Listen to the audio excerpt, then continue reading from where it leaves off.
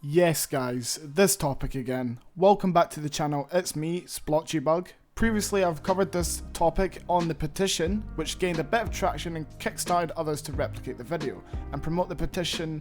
Now in today's video, I'm going to once again be talking about the petition, but more importantly, talking about how a certain DICE developer may have just put the pin in the coffin for this petition, shot it on sight, dead on arrival, whichever way you may state it, and the effect it's had on both my outlook on Star Wars Battlefront 2 or Star Wars Battlefront now as a franchise moving forward, but also for the future of the current installment of Battlefront 2.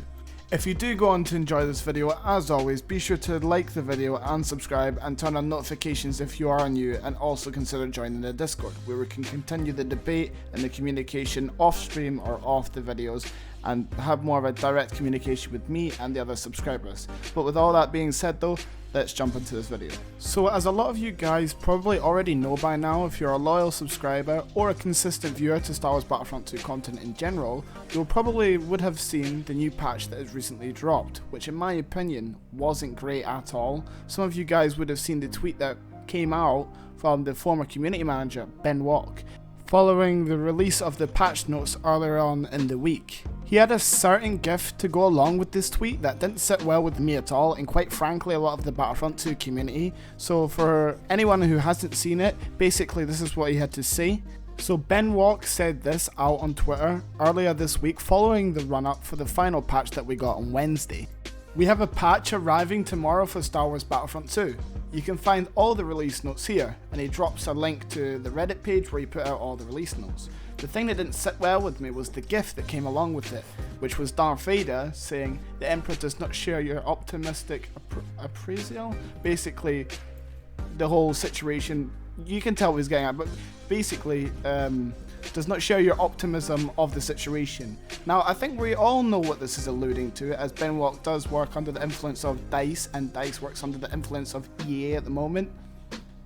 One can only assume that both EA, DICE, and maybe even Disney representatives have seen the petition recently out on Twitter, with a bunch of the developers being bombarded with the link through the account on Twitter called Save Battlefront 2.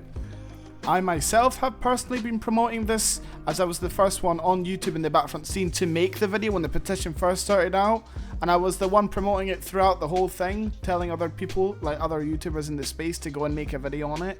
And it did shoot up, and we eventually hit around 80k, and as it has declined a little bit, it has started to reach up again as Ben put the tweet out, and people are still neglecting the petition a little bit, but that's for another video.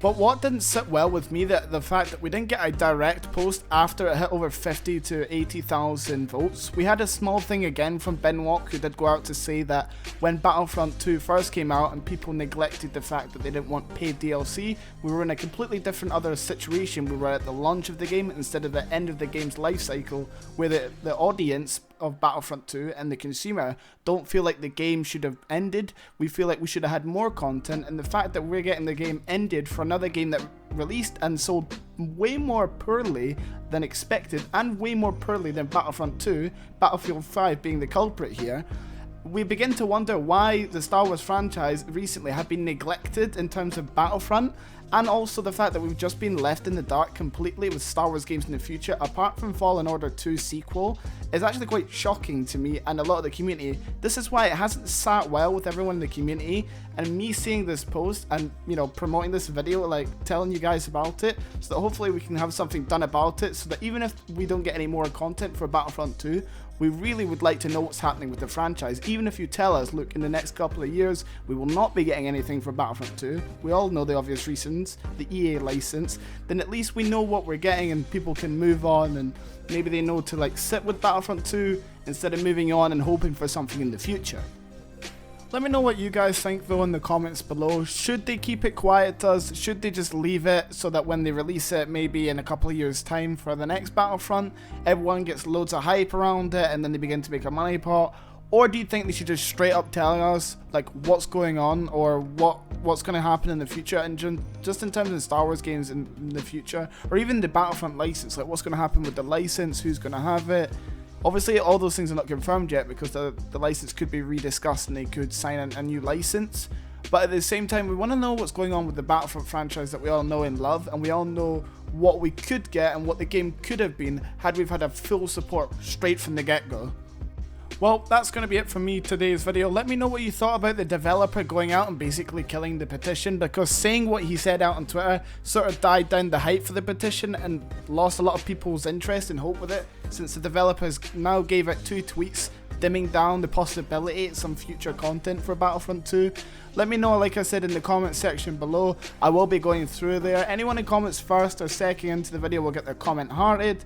If you want to join the Discord, you can find that in the first pinned comment in the comment section below. I will be updating the description and about section so it becomes easier for everyone looking over my channel to join the Discord off videos or stream. But as for now, you can find it in the pinned comment in the comment section below. Remember to like and subscribe if you enjoyed this video. Don't forget to share it out. But apart from me, that's been it. Thank you guys so much for watching, and I'll see you guys in the next video. Goodbye.